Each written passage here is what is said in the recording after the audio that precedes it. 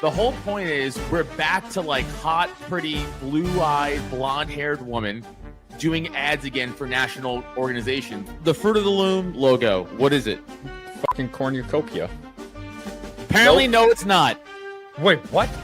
I don't care what. I actually don't even care what the justification is. Just make it a good one so it sticks in the media. He's already not set up right at all. He has 3 spotters. It was a giant anti-war peace book. Like, that's what it was. And then he just made this, like, badass film that literally didn't go with what the book was. Nothing. Truly, like, the essence of it, and it was awesome. Boom. Welcome back, everybody. 5 till midnight, your favorite Monday night show on every Monday night at 8 p.m. Eastern time.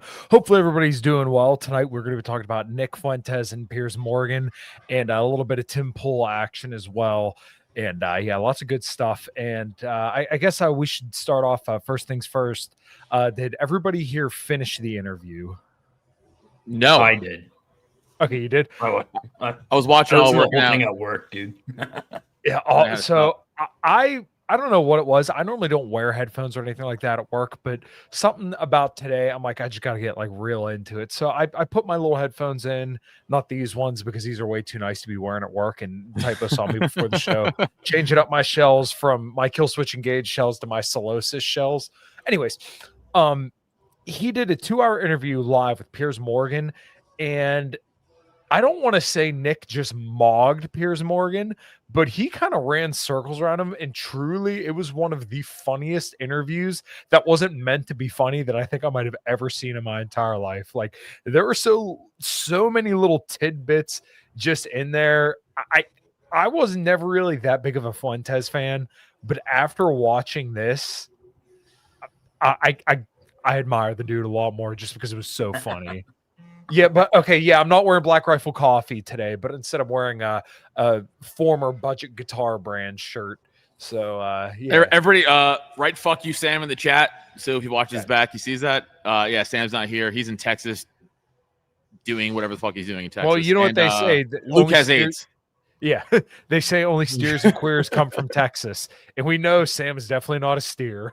No, he's a cow. to put it gently. So, I want to almost ask for everybody's like individual thoughts or like what they thought about like the overall interview. And like I said, we're going to talk about Tim Pool a little bit later, but like my key takeaways is that like Nick did a really good job of kind of epitomizing like boomer humor, or not boomer humor, I'm sorry, like Gen Z Zoomer humor, and also just kind of like where a lot of the younger generations are at, and just like a complete and total rejection of like shame and political discourse. Those are kind of like the 2 immediate thoughts. We can kind of get into more of the specifics on how that was kind of displayed throughout the interview. Adam, I know you said you didn't watch it, but like any thoughts from some of the I watched a little bit of it. I was watching it while I was working out, but then I had to stop. The podcast is on Piers Morgan's show, Luke. It's on Uncensored. No, it's kind of what you said, Kyle. It was pretty funny how, like, you know, because Piers is probably used to people like either like going back on what they say on his interviews or whatever. And he's like, so you think Hitler's cool? He's like, yeah. It's like, what about him? He's like, the edits. Like, I'm not the biggest Nick Fuentes fan. I agree with what he says on some things, right? Like, I think we all do. And some things I think he doesn't. I disagree with him on. But like, he nailed Piers's boomer takes. He just stuck to his guns, and Piers was like, wait, what do you mean? I'm not used to this. You could tell that's what he was like, his thought process was. Like, I'm not used to the blatant, like, no, blacks should belong in prison, women shouldn't vote. He's like, oh, all right. he was like, wait. He's like, everything I said right there was true. Yeah. He just didn't back down an inch. I was like, all right, man, now we're talking. Typo, what were some key takeaways before we start going into some of the clips?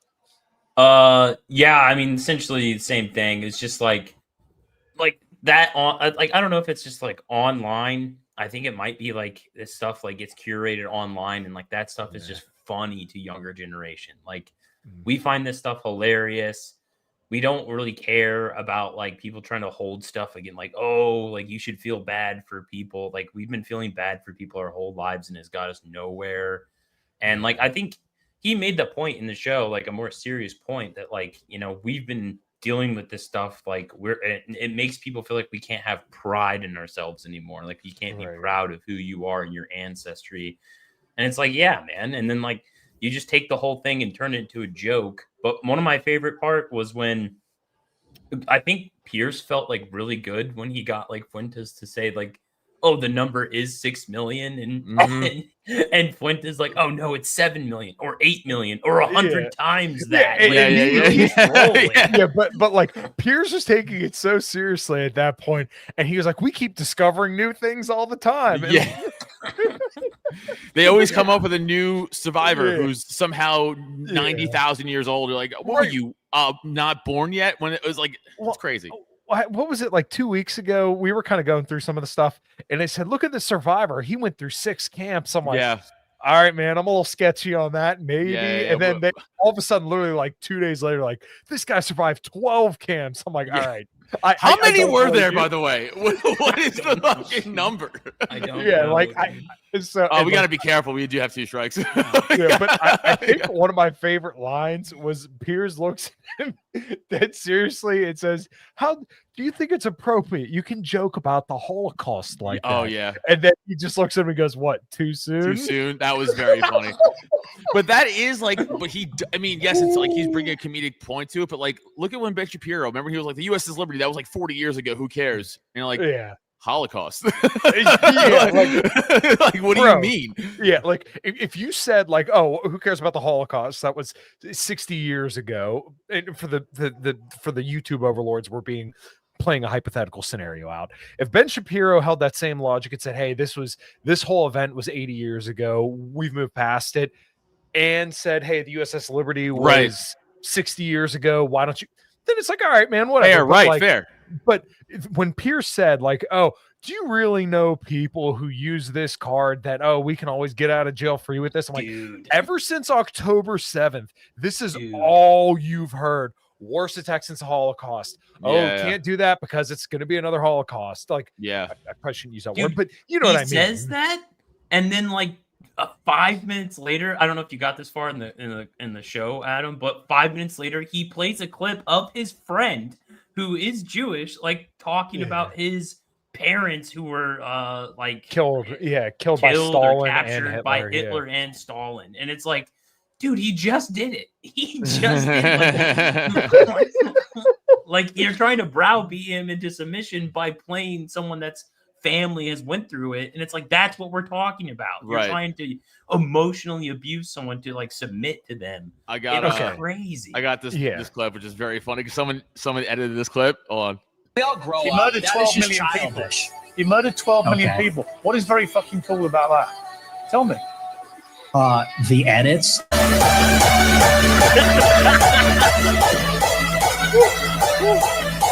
Oh my god. No. I think one of the other great parts about this is that like when he was on Tucker, everybody chastised everybody who would like even so much as look at Nick Fuentes, that like, oh my god, he praised Stalin. Can you believe that? And it's like, let's just fucking chill the fuck out. Everybody agrees it's wrong to mass slaughter millions and millions. Like, we don't have to have this conversation. When he says, I admire this guy, it's kind of like, he literally explained it. Like, they took Russia from a poverty-stricken state to a nuclear superpower. Are we not allowed to just be like, hold on a second? Like, yeah, there may be a lot of blood on the way there, but like, I think you could still learn something from this whole situation. And the fact that like everybody demands you be outraged because he said that, it's like, just what Nick really encapsulated this point of just like, nobody cares about this kind of shit anymore. Like, we're rejecting every bit of the shame that you're trying to give us over just talking about things that happened way before our time, because for our entire lives, this is another point that I think Typo was talking about a little bit earlier too, is that like, we've been told our entire lives that we're bad for just wanting to have like a home and a country and an ancestry that we could be proud of. So like, we're rejecting all of this like ridiculous progressive shame that the entire, I don't want to say establishment, but like the entire political class and journalist class tries to put on people for just asking questions or just being proud of who we are. Well, look at Germany and what he did for Germany. I mean, they went from bread lines to modern feats of engineering in like 50, 60, 70 years, whatever it was. I mean, the V2 rocket, the modern day assault rifle, right? The SCG-44. Yeah. I mean, all the tanks they built, all the other shit. That's impressive. Yeah, that's hard. They turn not to mention around. It's hard to do. The ovens and chimneys and stuff too, with the wooden doors. We gotta be so careful. Sam right now is like, stop talking about it. Yeah. Well, I mean, like, it's just like you can't even like look at someone and like, you know, like if you look at like, you know, look at anyone in Rome. If you admire any of them, like you could be hated on because, dude, almost every leader in Rome committed atrocities. Like Caligula. I don't think there's, you know, like there's so many people. Like if like literally we're supposed to judge everyone by like if there are atrocities they committed or if they were racist or if they were sexist or something. It's like, dude, then we can't have anyone to respect in history. Like there's no one to look back on, and even the people that they so like. You know, a lot of people would admire Abraham Lincoln. Dude, Abraham Lincoln wanted to send the blacks back to Africa. It's like, okay, so like now we can't even admire him. Wait. We're not supposed to admire Abraham Lincoln for that? Yeah, it's true. That's a good point. I think you got pretty confused, Kyle. The same people who bitch at Fuentes for saying that, like, they'll look at Hassan, who's like praising like communist China and like all their leaders who've slaughtered millions of people too and they don't say shit about that, right? It's like, why is that one okay, but this I know why, but you know. So to Typo's point, someone just literally sent this over in one of the DMs. Adam, if you can pull that up. Yeah.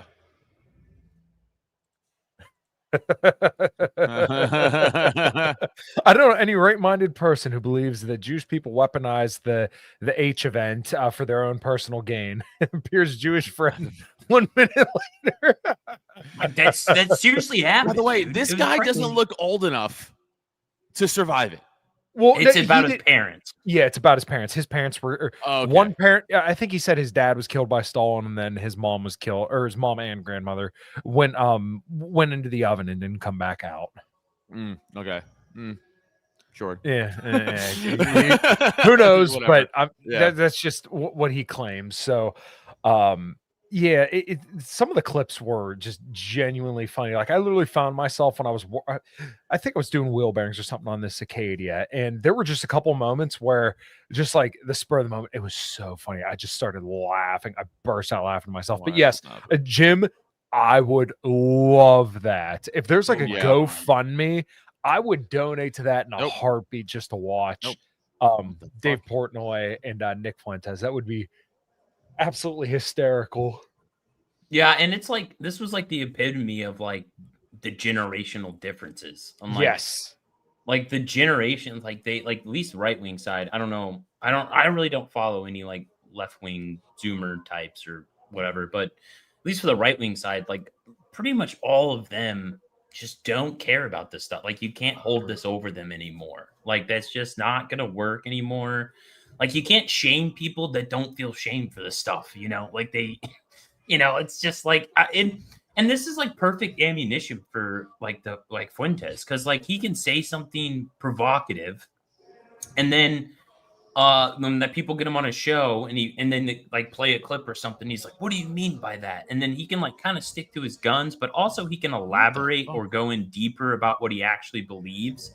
And he comes out at the end of it, like sometimes it's like completely rational, like what he says. And you're like, oh, that actually makes complete sense. And I think most people would agree with that, even whatever your ideological differences. Like, it's just, you know, like this is what sets him up to like get like popular. And people struggle with, I was like, well, what did you mean by this clip? And it's like everyone takes Fuentes the wrong way. It's not that he's right about everything. It's not that he's wrong about everything.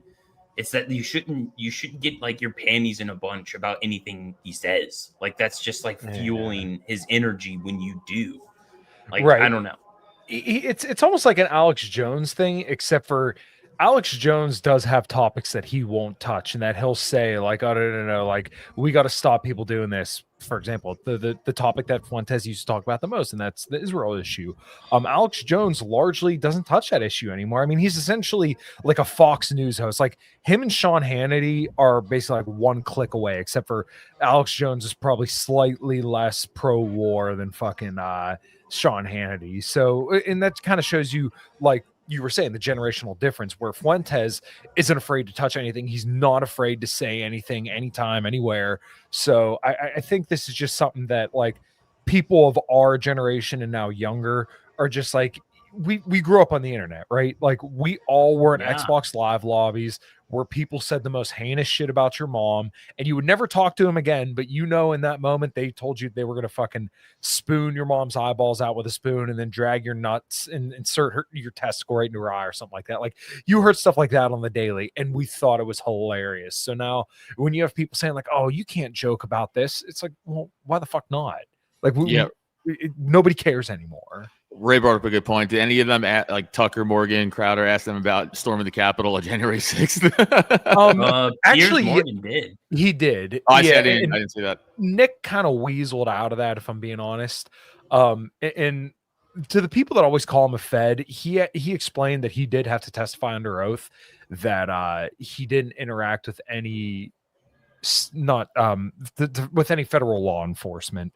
And they had to go through his devices and everything for that. Now, as far as like the whole storm in the Capitol thing, it is a little weird, but I'm taking him in his word that, hey, if you testified under oath and they went through your devices, if there was some dirt on you, they probably would have found it.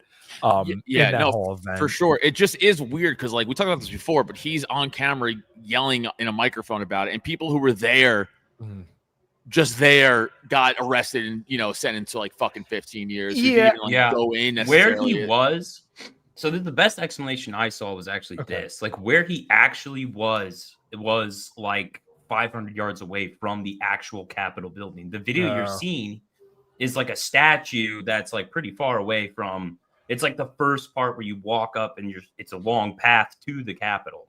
And so he is saying like, go into the Capitol, you know, disregard the barrier, disregard the police, but he's really far away. And the people that got arrested were people that were actually inside the Capitol, regardless of what they were doing.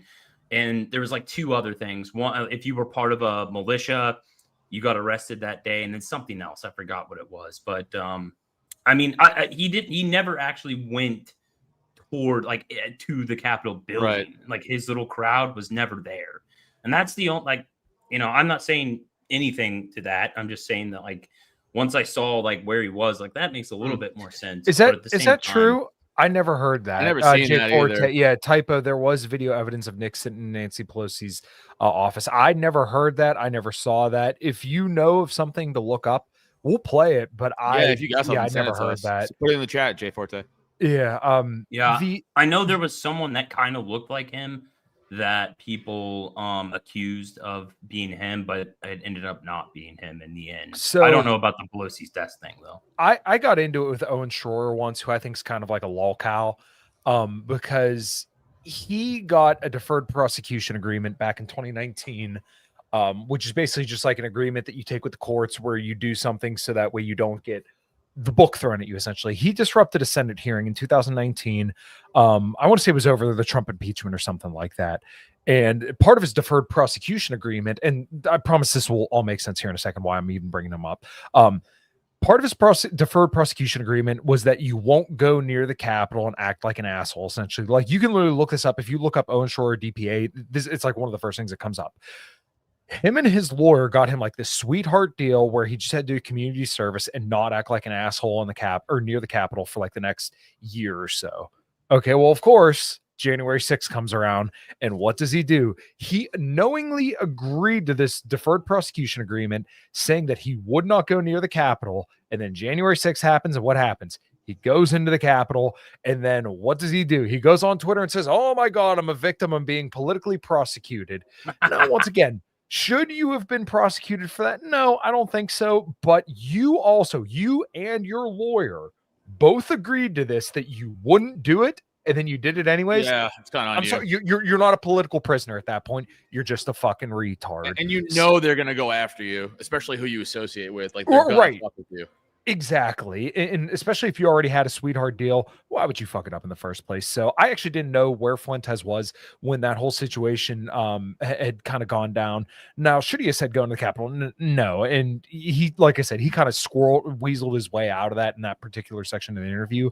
But he did, like I said, he explained that he was under oath and everything. And they took all his devices and everything and made sure that there wasn't any kind of shady shit going on. So, yeah, it was still overall good. Adam, do you have any of the other clips that we sent in the chat? Yeah, Ray Epps was at the Capitol when he told people to storm the Capitol. I thought he was. He was too. That guy, I don't give a fuck what you say. Fed, don't care. Yeah, Fed, 100% Fed. I'll die on that hill. Where the fuck is it? Here it is.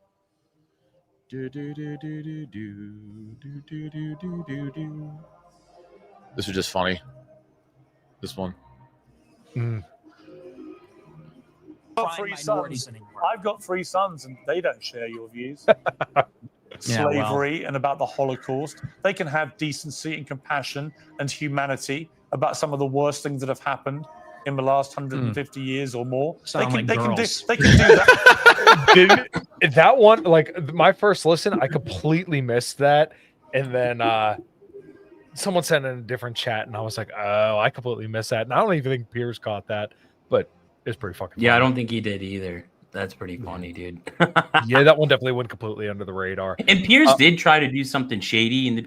Well, you probably caught this because that was at the beginning. He's trying to bring up Fuentes' dad about something his dad said to him when he was younger. And it was a story that Nick did tell on his show, which he probably shouldn't have in hindsight. But at the same time, you know, Piers Morgan's trying to bring this up, and like I thought that was pretty low. Like, what about his dad? Okay, so basically, yeah, go ahead. He was telling a story on his show. He told a story about his dad saying, like, you know, we're not going to go to restaurants where, you know, a lot of black people are. Like, he's essentially saying he's trying to avoid large population of black people. Okay. And Piers was trying to insinuate that this, like, the first thing he said before this was like, we're all products of our environment. So he was trying to say this is why Fuentes is the way he is, because his dad, you know, is this like racist, you know, and it's like his dad doesn't have like, you know, like he has a normal job. Like he doesn't have like, he's not political like his son is. So he's trying to like, you know, throw this out there that like, oh, the reason Nick Fuentes is the way he's racist and all these things is because of his dad. And it's like, that's pretty shitty thing to do. Yeah. And he said his dad's name on the show. Too. That's fucking, he doxed his dad. Yeah. Essentially. That's fucked up. So like, that's pretty fucking crazy to do. And, you know, Piers was trying to say like, well, I mean, to be fair, Nick did say it on his show, but he's trying to say like, I think this is a perfectly reasonable question. And it's like one of the first things he asked the guy too. Right. Like trying to throw his dad under the bus. The fucked up part about that whole situation too is that if you look at any YouTube videos like audience retention, it always tapers off the longer the video goes on, like most of the time. So you kind of have to think that like he threw out the man's dad's name on his show, which is going to reach millions of people to that audience. And, you know, once again, Fuentes' dad has nothing to do with any of that. And then like, even Nick asked a couple times, like, don't bring my dad into this. And he kept going back to it. Yeah. And like, I don't know, the first time after he did, like, I don't agree with even saying it once, but like, if he said, hey, don't bring my dad into it, then it's like, all right, well, you should probably stop. But once again, should Nick have necessarily said that on his show? No, probably not. But at the same time, I think it is pretty shitty to bring someone's family into that. Like if someone started, you could easily find my wife's name and everything like that. But like if people started posting shit about her, it's like, well, you know, she has nothing to do with your problems with me. So let's talk about the issue that me and this other person would have. Like, don't Ray, is that true? People into it. Ray said, did you hear Nick was required to attend anger management class after Macy and Grandma for knocking on his door? By the way, I'm all on Nick Fuentes' side on that whole incident. Like, I don't know about the anger management thing. I didn't know. But, if someone comes to my door and is trying to like harass me over what I like, yeah, macing them is like the least of their worries, honestly. And another, I hate that I feel like this is almost like, when Trump was like in office and you always felt like you had to defend him against like weird accusations. Sometimes I feel like that with Nick Fuentes. Like, I feel like I'm like kind of defending the guy, and I don't even like necessarily like agree with him a lot.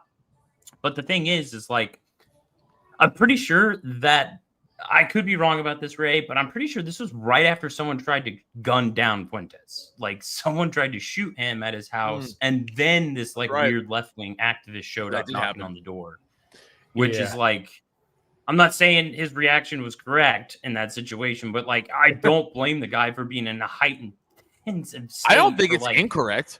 The video of him macing that lady is actually pretty fucking funny. It's hilarious. But like, what do you expect? You're going to someone's door to harass them. Like, he didn't go to her door. Right. How would you guys handle that? Like, first of all, again, it's okay to my door. I'm beating this shit out. There's no mace. I'm just dragging them in my house and fucking tuning them up. Yeah. And I think she was a well-known like political activists in the area. I don't know anything about the gay stuff, Jay Forte. I know I've seen lots of accusations. What's his name? Who's the gay guy then became Catholic? God, what's his name? He was like a big. He goes by Nero on fucking. He was just Milo Yiannopoulos. Yeah, Milo Yiannopoulos. He is that guy, he swears to God he has evidence of Nick Fuentes being gay, but it's kind of like the Candace Owens things where he keep talking about all this evidence and you never show it. Also, do we trust the gay? I don't know. Ray said he wasn't trying to get gunned down. He was just a random criminal, and then he got shot by the cops. Which could be true. I don't really remember. No, he shot at Fuentes, I'm pretty sure. Yeah, but he's saying he wasn't like he wasn't. I think Ray's saying he wasn't motive. It would just happen to be wrong place, wrong time type thing. I believe is what. Gotcha. Well, no, that's not. This happened in Illinois, dude. The guy gunned down his family in like Champaign, Illinois, or somewhere around Champaign, which is like 2.5 hours from Chicago. Then drove 2.5 hours to Fuentes' door and was knocking on his door. Let's go look it up. So that was like I don't know why he would go. He was knocking on his door, and Nick put out the footage of him like banging on his door, and then being like, "Hey, Nick, come outside." So he talked. I'm pretty sure he talked about that on Tucker Carlson too. Like he told the whole story. I was listening to somebody. Oh yeah. He was yelling "Yo, Nick" at his door. Okay. So he did. Yeah. I'm not saying like the thing is like listen, like Fuentes says a lot of I mean, this was right after the election too, when he went super viral for saying your body, my choice. That was another one of, dude, he is so good at that. Like he is so good at that. And he just knows how to like provoke the worst instincts of the left. And his conservative, counterparts in the conservative movement. And like he just knows how to like he just like his way with words, I guess, is just very provocative. And when he is going after someone, he doesn't hold back. I mean, the way he attacked, even people in like on our side, like he's went after Aaron McIntyre before. He's gone after many people that we would consider like more friendly or on our side, but just because of slight disagreements, he will attack them, and it's aggressive. It's not like he has like a critique or like I'm just critiquing your ideas. Like no, he like will call them insane insults. Should we? Do you think? Do you think it'd be all right if we played the video of the lady getting pepper sprayed? Like you don't see her, but you see Fuentes coming out of the door. It might be considered violence. You think? Mm-hmm. I don't know if it's on. We're 2 strikes in for me to play it. Okay. I got you. Okay, December 27th, sure. Until then. One thing that I have noticed about Fuentes and like Fuentes, Milo Yiannopoulos, Lauren Southern, is that you always notice them kind of crash out on other people, and then they always blame everybody around them. And it's like, I don't know, man, when you constantly see like just this rolling train of disaster. Red Hawk had a real funny joke. This will make sense in a second. He said Fuentes and Groypers will start fights with 109 right-wing organizations and claim it's all the right-wing organizations. I'm like, he's got a point. There's a lot of truth to that, dude. Like, I can't deny that. I won't. If there's something true about him, I'll just say it's true. I'm just gonna defend him when I think someone's getting something a little wrong. Piers Morgan also asked me if he was gay today, and he's like, "No, I like women, but they're annoying." I'm like, "Fair." And well, then that's like another thing too. Is like there's just this weird thing with like the boomers where they'll be like Piers did it, where he's like, "Oh, you've never had sex," and and then he claimed to be Catholic, and it's like, okay, well, I mean, I'm not saying anyone should be like be a pure Catholic. I'm not that guy to like rail on someone about that stuff. But like, if you're gonna go say that you're a Catholic and he's like not having sex till marriage, like, isn't that like what he's supposed to do? In our thing. That's kind of our thing. Yeah, like, I mean, I haven't done it, but yeah, I'm not saying you have to be perfect, but like that's his excuse, and it's like, okay, man. Well, if someone's religious, then like whatever, then that's their thing or whatever. Like, who cares? But then he rails on him about like the opposite way, and he'll be like, well, do you think women should be priests? And like Fuentes is like, fuck no. He's like, that's Catholic doctrine. Right. And Piers is like, yeah, I don't agree with that. I think that's wrong. And he's like, well, then you're not Catholic. He's not. I think we talked about this like last week about or maybe a few weeks ago about like a lot of the offshoots of like Protestantism, like Episcopalian, they'll have like gay fucking pastors and women pastors, and like they're not supposed to preach the word of God. That's like, they're not. I know it doesn't like specifically say in the Bible they're not, but it's heavily implied they're not. Like if you read through the scripture, it's like, no, women aren't supposed to be preaching that. It's supposed to be men. And then you have all these fucking gay, again, all the Chase Oliver fucking churches and shit who are like, we have a transgender pastor. Like, you might as well have a fucking rec center. You don't have a church. Yeah. The left will wear your belief system as a skin suit and then tell you you're doing it wrong. I mean, I think Trump kind of does the same thing too, where he kind of plays both sides of it. Like he says he believes in God, and then knock him up. Like Trump does fucking every side of every issue. He's not quite as blatant as progressives are, but there's definitely an element of that with him. Fuentes admits he has one Mexican grandparent. That's what he said in the interview. Not white and wants illegals to have citizenship. Never heard him say that. I'm not saying you're wrong. I just never heard him say that. Yeah, I don't know. I think what I've heard some people who are immigration restrictionists say when it comes to illegal immigration is that illegal immigration is preferable to legal immigration because illegal immigration doesn't put the same upward pressure or downward pressure on wages that legal immigration does, or something like that. Like there's an argument to it, and I understand what they're saying. Like the legal immigration typically takes higher wage jobs away from Americans, whereas like illegal immigration doesn't do the same thing. So I don't know if that's maybe his argument. We're not here to like litigate everything that he said or completely cover for him. I could tell you got a little bit of an axe to grind with Fuentes, and like that's fine. There's plenty of things to kind of knock him on, but I don't know if he ever said anything about, the illegal immigrant or the illegals having citizenship. But yeah, he just said his he had one grandparent that was Mexican. The rest were like Italian and Irish, I think. So is that okay? I always thought he was like European Spanish descent from. Yeah, that's it. Yeah, I think. Which is white.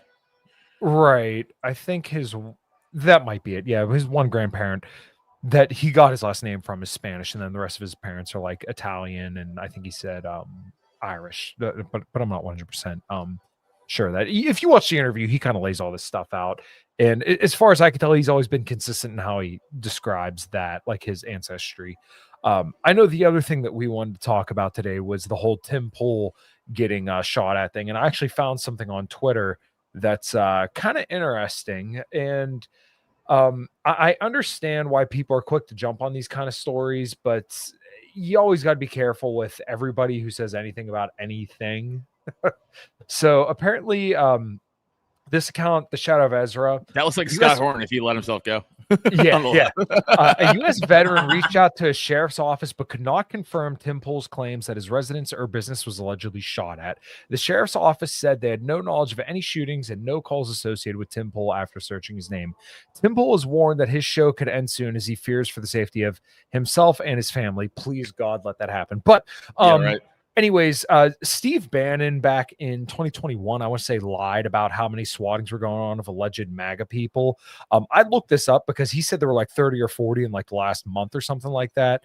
And I looked up I think it was the warrants in the specific state he was that he was talking about, and I could not find anything. So these guys always, there seems to be a pattern, and I think it's because it gets clicks, that people lie about shit like this. Like Tim Pool says he's been swatted a whole bunch of times. If I'm being honest, I don't think this happened. I think he's doing it because right now he's probably losing some views because he took a little bit of a break, and he's also an asshole to all of his guests. So, okay, well, what gets people in? Hey, I got shot at. Hey, guys, buy my merch. So right. Could he have been shot at? Maybe, but it sounds like a cop out to ending his show. Yeah, I think Tim faked this, and I which think like still like even if he lost views, he still has like millions of fucking listeners and shit, right? Like, is that worth ending your show over? Because you lost a little bit. Like, you'll gain them back, I'm sure, with some other bullshit. Like, Tim, I'm a millionaire. Pool. That's what he told his sister. Like, I don't know, dude. Because okay, think about it like this: like, Tim built like a media empire. Like he does his own, he hires journalists, he has like a whole facility, and like it's not cheap to like fly out guests all the time, and I'm sure he actually does have security, so like that's not cheap. Yeah. There's what he's doing actually costs a lot of money, and he's like this post liberal libertarian-ish guy, like Trump guy, like like it's not like. And that is just not popular anymore. Like that, right? That like type of like thinking, that was probably popular like first Trump term, maybe even during COVID.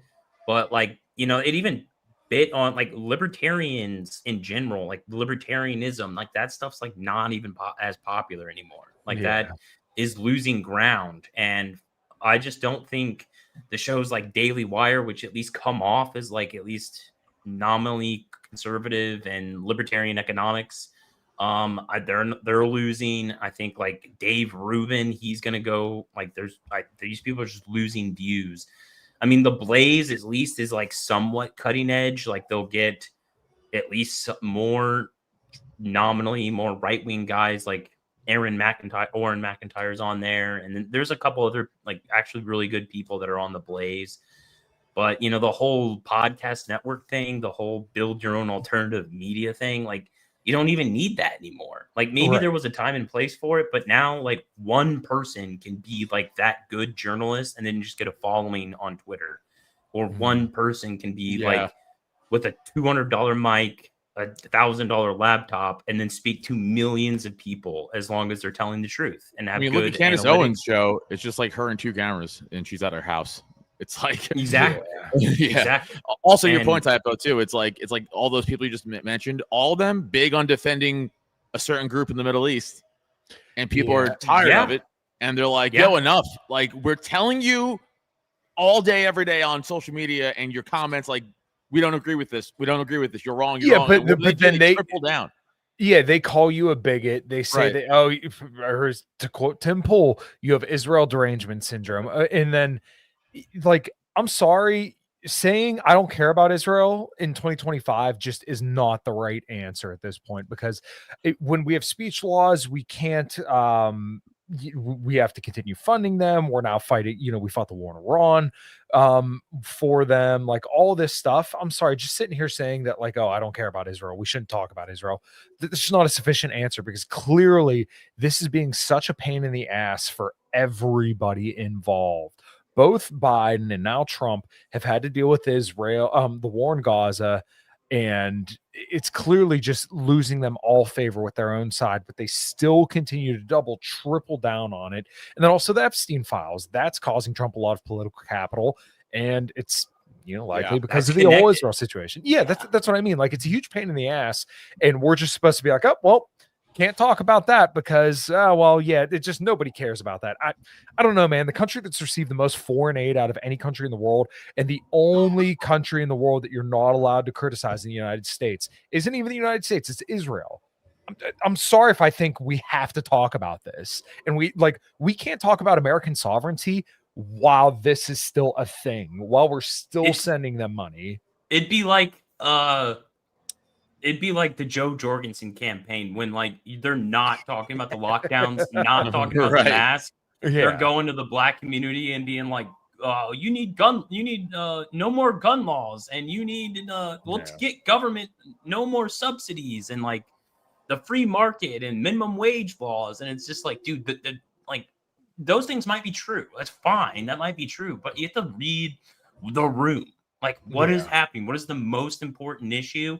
And it sucks. It's like, I don't really want that to be the most important issue. Like, I honestly, I wish we could, like how a lot of people say, I wish we would treat Israel like a normal country in a lot of ways. Or Gaza. Kennedy tried, and then he got his head popped on national television. It's like, it's not even that, like, it pisses me off when Tim said that, like, oh, they have Israel derangement syndrome. It's like, no, dude, our Congress has Israel derangement syndrome. They are obsessed with that country. If any bill comes across, they almost have a unanimous vote to send them shit. But when it comes time to like doing stuff for us, it's like, oh, we have to debate about this. We have to change the bill around, shut down the government, all this. John Fetterman never dresses up unless Prime Minister Benjamin Netanyahu's around. Literally, and this is like my king, my liege. I could rant and rave about this for like an hour straight, but like the boomers are just completely one-shotted by John Fetterman, the dude who still wants to completely. He lines up with them. He votes with fucking Chuck Schumer like 90% of the time, but he states like the mild immigration stance of just like, hey, we shouldn't have mass immigration. And people are just like tripping over themselves to go support him. And then he says, hey, maybe we shouldn't kill Republicans. It's like, if you guys are satisfied by this, we're doomed. We're done. If you really think John Fetterman's the future, seriously, this is the like. If you go on Facebook and even like some better accounts like Anomaly and the Hodge twins who are critical of Israel, for some reason, they're like fawning over Fetterman. I'm like, what the fuck is this slop? And like part of me thinks that this is literally just like a thing that like they don't they're trying to like they're going to go back to the Democrats because right now, let's be honest, like Trump is leaving Vance no room to work with. Like he is doing everything he can to act as an albatross around Vance's neck because Trump is sitting here telling people affordability. What are you talking about? Affordability? Just crazy. Like it literally feels like in 2020 when he's telling you, hey, let's keep America great. Like now, I'm sorry, you can't just gaslight people out of telling them that they can afford or that they can't afford anything. Like that's just not acceptable, and people aren't going to buy it. So that's why he's seeing George W. Bush levels of a fucking approval at this point, is because you can't lie to people like that. He is ceding ground to the Democrats. If you can acknowledge that, like not a Republican, if the American people are struggling, which they clearly are, it's clearly worse. It's clearly worse than any time in my lifetime. Yep. It's clearly worse than like probably my parents' lifetime. Maybe the 2008 crash was a little hard for them. That was after that. But after that thing, things kind of worked out. My parents didn't lose their house, thank God. Like we were fine. But at the same time, it's like just to pretend that this is, the Democrats are creating hoaxes about Epstein and affordability. It's like, are you fucking crazy, dude? Yeah. What kind of gaslighting are we like doing now? This is insane. Honestly, the biggest foil Trump just had recently was during the World Cup poll, the World Cup draw. He's like, that's the real football. He's like, we don't have to change the NFL's name. I was like, get him out of office. Get him out. You said that, dude? Yes. Get him out. My fucking impeach him for that. Impeach him for fucking saying that about football. How dare he? Fucking communist. Dude, that's crazy. Yeah. Who are you appealing to for that? Like the Mexican voters? It was crazy. The Enriquez? Like, what is this, dude? This is crazy. That's what I'm saying. Like the next whoever, like the next someone from the Republican side, they're gonna have to like probably be more like acknowledging of white people. Well, you know what? Like that's unavoidable. Someone that I'm in a group chat with said like Vance was subtly counter signaling Trump, and I think you kind of see this in some tweets where he was like, hey, we're working on like the affordability stuff, and hey, if we deport a bunch of people, then housing will be more affordable. And like he was saying some of the right stuff, but like the problem is just like we want to see action. Like we've had dank memes now for a year. We've had, oh, we're going to do this, and oh, go sign up. This is your duty. Uncle Sam wants you to sign up for ICE. And then we get nothing. So like, yeah, go ahead. I'm going to play this real quick because it's going to piss off all the sports fans, all the football guys here. When you look at what has happened to football in the United States, again, soccer in the United States, we seem to never call it that because we have a little bit of a conflict with another thing that's called football.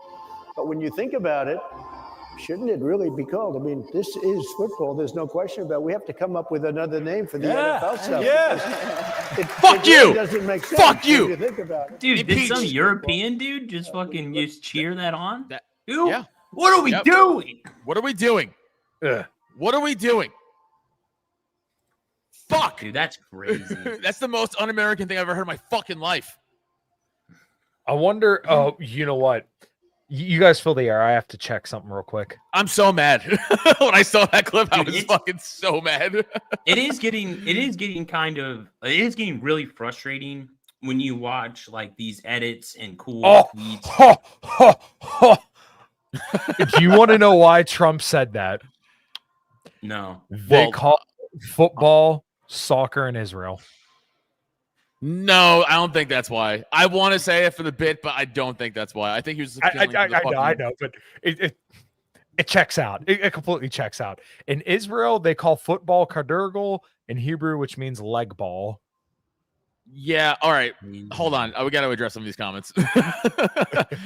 I don't give a fuck. To be clear. We called it soccer because the English called it soccer. Thank you. Association. Fucking whatever the fuck it stood for, right? Association Soccer, right? I think it's what they stood for. Like it's Association something. Fuck you. I don't give a fuck. It's a dumb name. It's American as fuck football. Shut up. Thanks for watching the show, Eddie. And then the NFL is gay. Yeah, a little bit. I don't care. All right. Listen. I say this all the fucking time. I understand. Bread and circuses. I get that. I need something in my fucking life to watch that's not just drowned out in goy slop propaganda, okay? Let me enjoy grown men making millions give each other fucking CTE. I enjoy it, okay? My Giants suck. I still watch every fucking week. I don't care. Let me have this one fucking thing, you scumbags. Okay, I'm done. Man, we really went over everything here. Yeah. Wait, Eddie Grimm. Yeah. There can only be one Eddie. I challenge you to highlight a comment. Listen, man, I'm just saying Eddie Grimm's part of the Patreon. Eddie DCTO. Maybe you can get in the Patreon too. Yeah, maybe I won't rant. We might. First of all, I'm not a sports ball dork because first saying sports ball is fucking gay in itself. That's like oh, you watch sports ball? I'm all here for Adam crashing out on the audience. You're a fucking faggot for saying that. It's fucking football. Yeah, it's gay. Whatever. Let me be fucking gay and watch it, though, dude. Like, oh Christ. My god, I can't fucking. I hate everything. I already hate everything. No, I'm not. It was, I would say the only time it was hard to watch football in like 2020 in the George Floyd sure. shit. It was so annoying. Dude, yes, that was gay. I was like, I remember my dad would just be like, "Wow, you're gonna watch this," and then in my heart of hearts, I'm like, he's fucking right, dude. No, yeah, 100%. My dad said the same thing. My dad's the one who fucking got me into football when I was a child. That's not the point. I need to watch grown men give each other concussions to enjoy my fucking few Sundays of the year. Let me fucking have it. I don't care. I don't it's like care. every time they score a touchdown, it's like end racism. I'm like, oh my God, you know. Yeah, no, not wrong. There was a Super Bowl ad with Snoop Dogg and somebody else talking about ending anti-Semitism this past year. I don't know if you guys remember that. Oh yeah, but yeah, same deal. It's like Thanksgiving, yeah, like all right, fuck you guys. Please just like I don't watch sports at all, but like people need something, kind of like Adam's saying. Like my thing is music, obviously. So like I don't know. You could sit here and say, "Oh yeah, like all these musical artists are like shit libs and stuff." Exactly. I have to separate it. I have to separate it. I can't go into my whole life being like, "Well, he's a shit lib." I know he is. I know. Let me just enjoy the fucking song. Yeah, like it's a good song. No one, a lot of people won't associate this, but if there's any industry that is like heavily influenced and is goy-slop, it is the music industry. Yes, like it's really run. It's not all of it. It's not all of it. I'm not saying all of it, but like if you look at anything that's in like the top of the charts this week, you're like, Jesus Christ, dude, this is just slop. Like it's trash. Like all of it.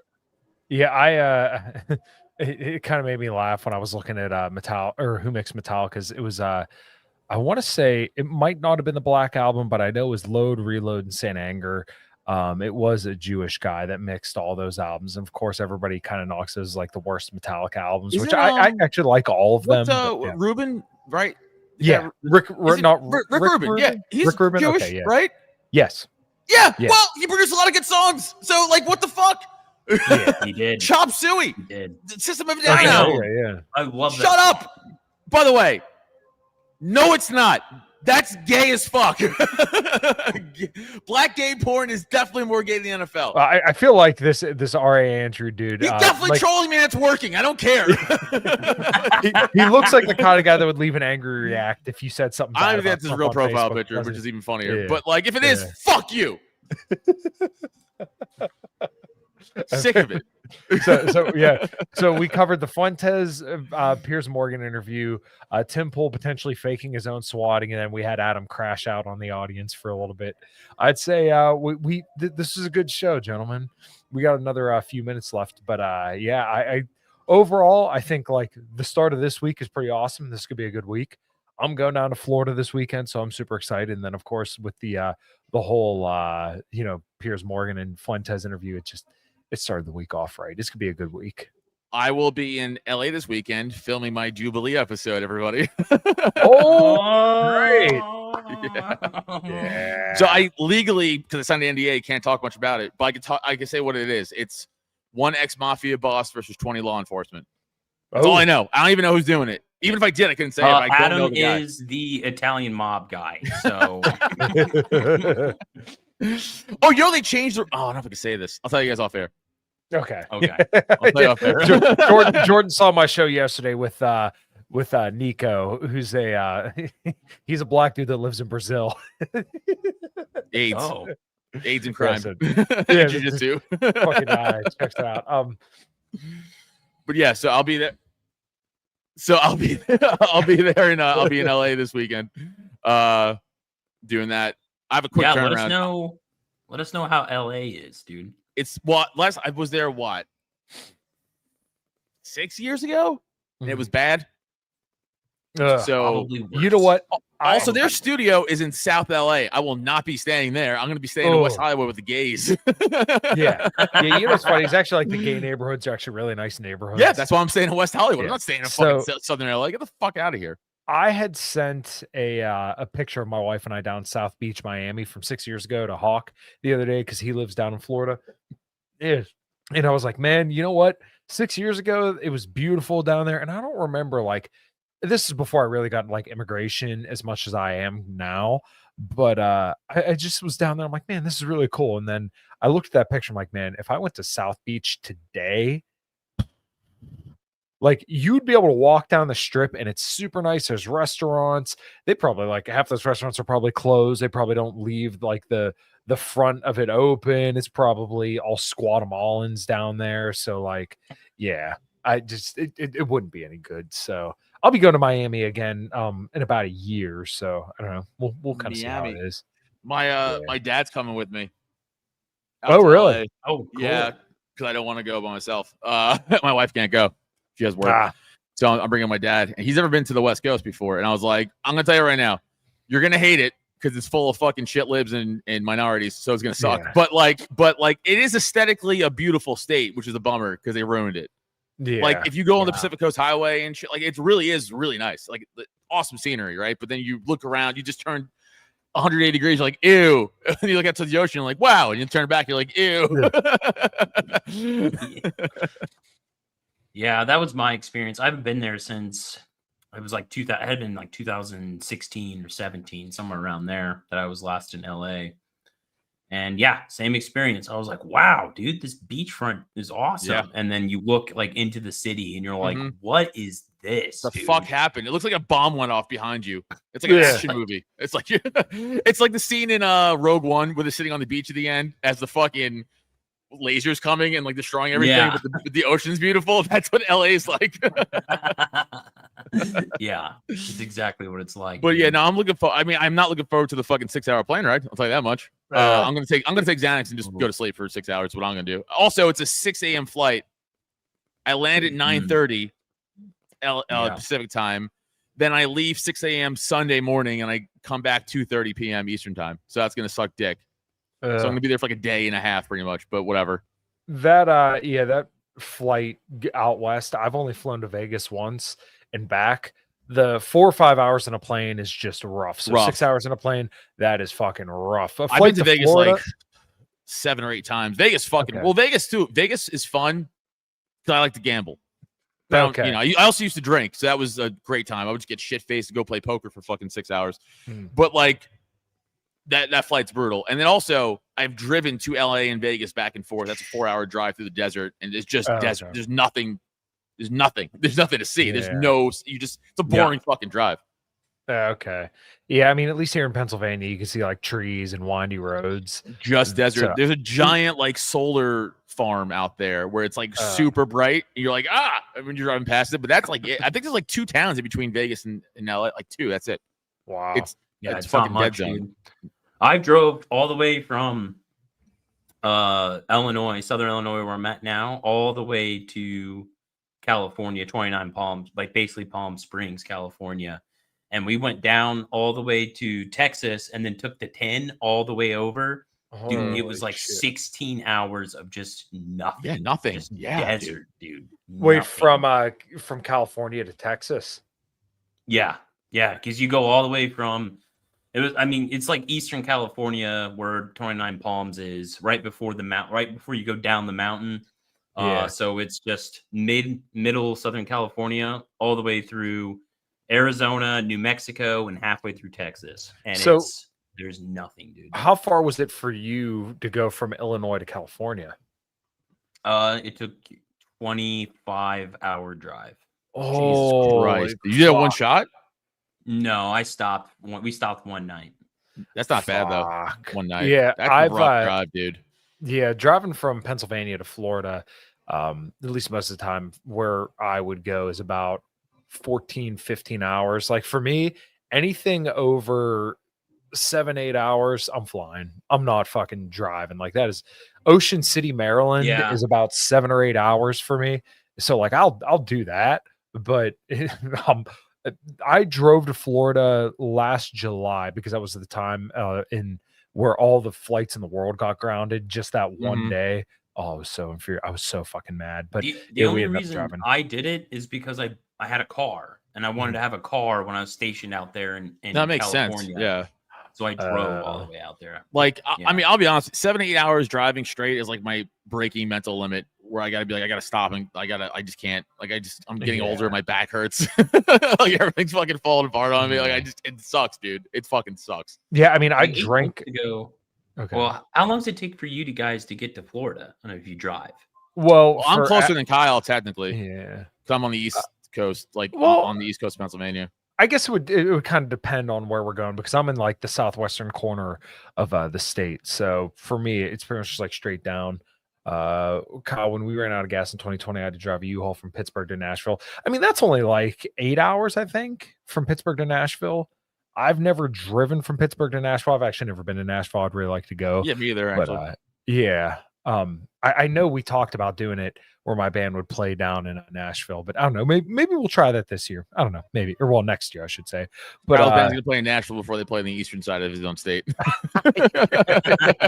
we do have a few shows set up, but there was somebody saying, my drummer did apply to play at a venue out your way. I can't remember what it was called though, because somebody replied to me in a tweet and said, why don't you play here? And then I literally sent him my band chat. My drummer was like, yeah, I already recommended us to play them. I'm like, oh, well. So I don't know. We're not like done booking, but I do want to kind of play a couple different areas, but we're playing. What's like the farthest west you're playing? We're playing 2 shows in Ohio, but I don't Ohio too. That's a brutal drive too, because there's nothing there. Yeah, for you, that's there. like that's pretty rough for me. Most places in Ohio are like 2 hours away. I did a comedy show in what was the name of the place? It was in Dayton, Ohio. It was at a club in Dayton, Ohio. Oh, okay. Well, yeah, that's like 4 hours for me. So Wiley's Comedy Club. And it was I mean, just I wanted to fucking hang myself. That drive sucked. There were playing at a like it's like a campground. It's called Raccoon Fest. That's one of our next ones. So let me see. I actually have Raccoon. Yeah, actually, this is probably like a good place that we could probably start doing plugs. I know we're just about at time. So you can find me, Kamatovic, on Twitter, in Liberty and Health Podcast. Yesterday, I covered the national security strategy. Did a little interview with my buddy Nico House for about the first half hour of the show, 40 minutes. And then, like I said, covered the national security strategy. Go over to the Great Megalodon, sign up for the Substack. And, of course, my channel, $2.99. A month to be a channel member over there, and of course we have Patreon here as well. A Common Crown's going to be playing. I'll read. No, go ahead, finish. Okay. A Common Crown. Our current dates are February 10th at the Craft House in Pittsburgh. That's with Fire from the Gods. February 14th at BW Saloon in Fairview, Pennsylvania. March 7th at the Vortex in Akron, Ohio.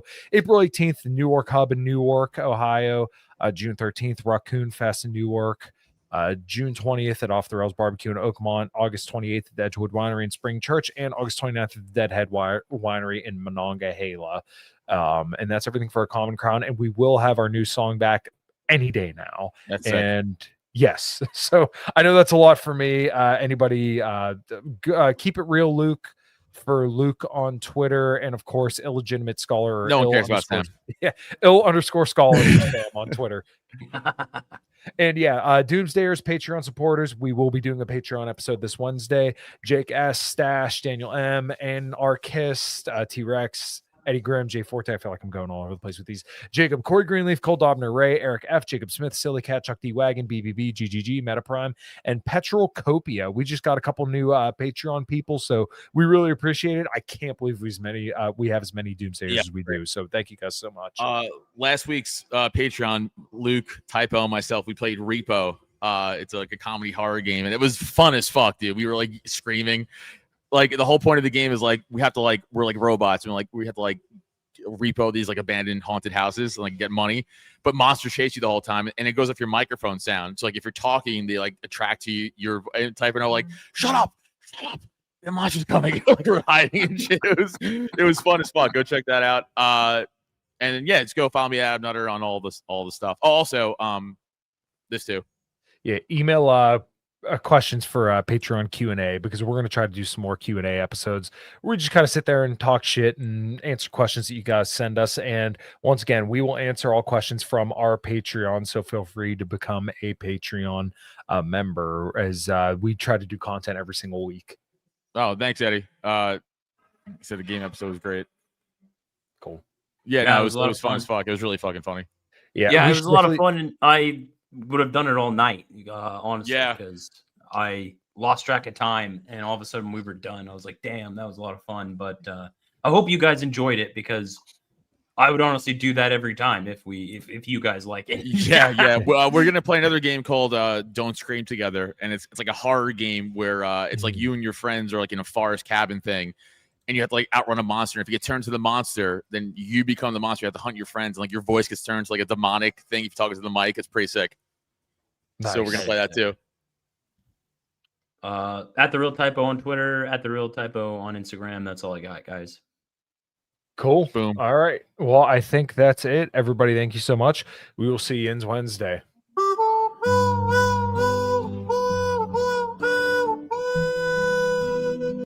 My heart goes out to you.